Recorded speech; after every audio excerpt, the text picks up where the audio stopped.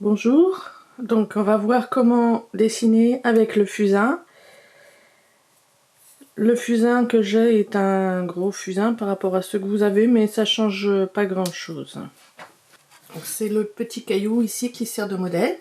Donc, encore une fois, je n'ai pas le même point de vue que la caméra. Le dessin croquis rapide. On commence par dessiner les contours en pointillé, comme avec le crayon à papier. Voilà, donc on vérifie que les inclinaisons des côtés ici correspondent à cette inclinaison là, ici, et voilà. Donc ça c'est un croquis rapide déjà, un contour. Ensuite on a les ombres ici, pas forcément visibles depuis l'objectif de la caméra, mais il y a une ombre très marquée, très nette à la base de l'objet, qui s'étale derrière là, ou devant. Et ensuite, on appréhende les irrégularités, les particularités de l'objet. Alors, l'intérêt du fusain, c'est que, contrairement au crayon papier, la mine du crayon papier est toujours la même, est toujours identique. Le fusain, suivant la façon dont on le bouge, on va avoir un trait fin ou un trait large. Suivant l'appui, on a un trait léger ou un trait fort avec une densité de noir immédiate. C'est un outil qui est entre le crayon et la peinture d'une certaine façon parce que il permet des résultats différents suivant la manière dont on appuie et dont on le positionne dans la main. Et on peut jouer avec ça. Donc ce qu'on a vu avec le crayon à papier, la façon de dessiner en faisant des approches successives et de plus en plus fines et précises suivant les endroits, s'applique aussi au fusain, en sachant que le fusain, en plus d'être très malléable dans son expression, peut aussi être effacé. Hop, un coup de doigt et on reprend le trait. Donc là, je peaufine mon concret rapide.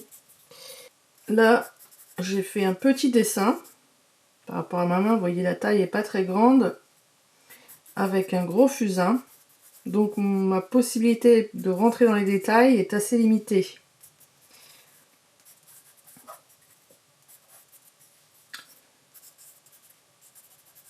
De manière générale, je vous encourage à faire des dessins qui remplissent votre page le plus possible, quitte à aller dans du hors-champ, hors page, pour une partie du dessin ou de l'objet dessiné, de façon à pouvoir aller davantage dans les détails.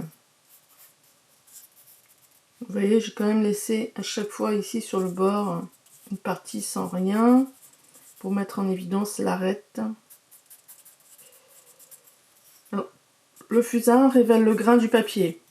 Là, j'ai choisi volontairement la surface la plus granuleuse de la feuille de canson.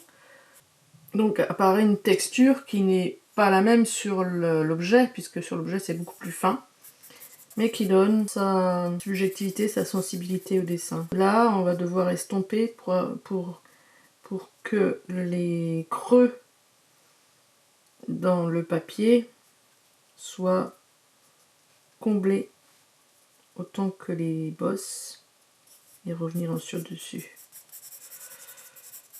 Aborder l'ombre qui est très très légère. Certainement pas de la même tonalité que ça, et encore moins que ça.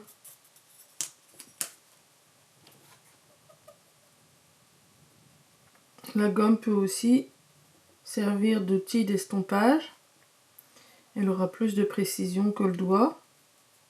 Techniquement, là, je n'essaye pas de gommer, mais plutôt, en quelque sorte, je caresse le papier pour étaler. Et pour une unité texture, on va dire, du dessin, la partie estompée est reprise. Donc encore une fois, hein, le but n'est pas de faire un dessin hyper réaliste qui serait comparé à une photographie, ça n'a aucun intérêt.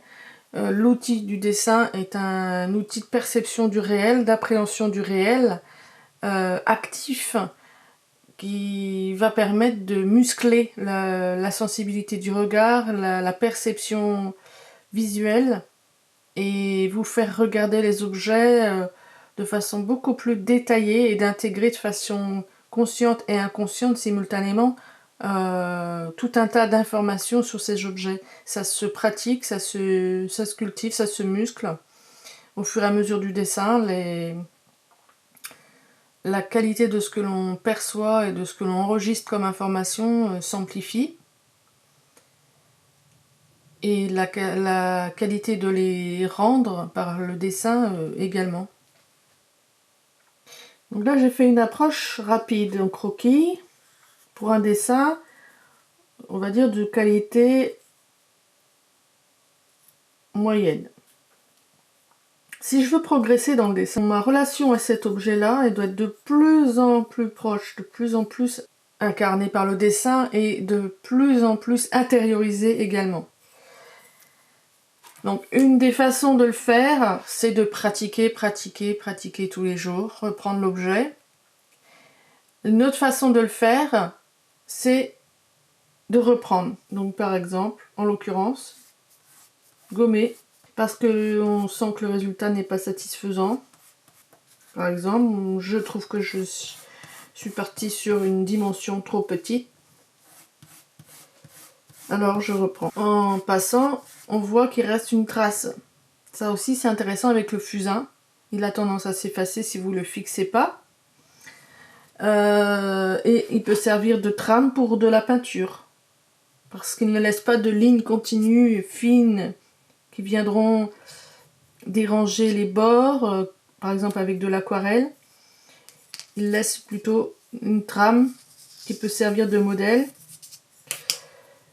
C'est seulement présent à l'état de trace mnémotechnique. Donc je décide de reprendre mon dessin en plus grand. Mais entre-temps, qu'est-ce qui s'est passé?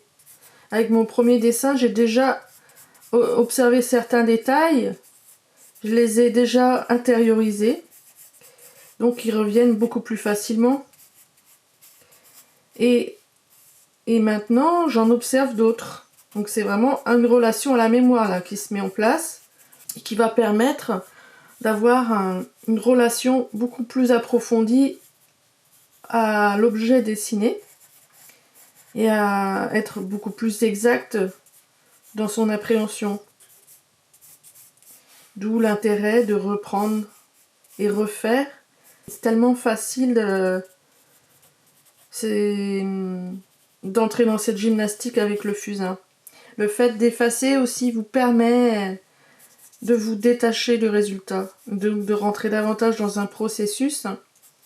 Et c'est en vous détachant du résultat, en lâchant prise par rapport à une forme de volonté d'excellence, que vous allez arriver à une dimension beaucoup plus intéressante dans le dessin qui n'est pas liée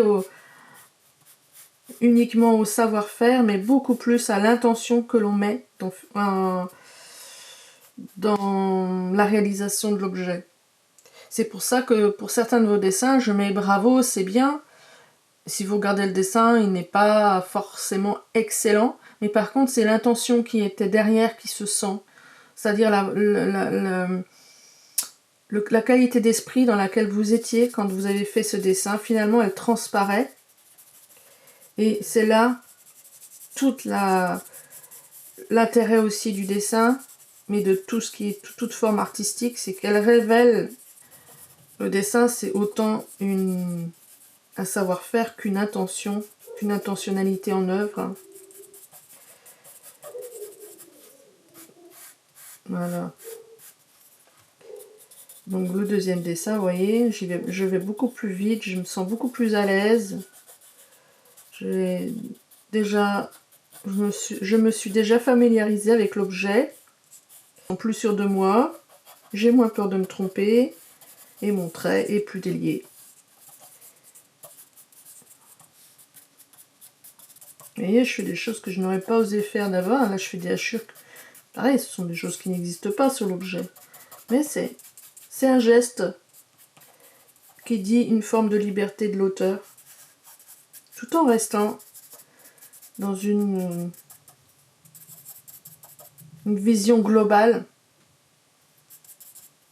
Le dessin devient plus vibrant, plus vivant. Elle n'est pas si longue, mais voilà, elle n'est pas estompée. Elle est plus liée à la... Voilà, et ainsi de suite, et ainsi de suite, et je reprends, et je reprends.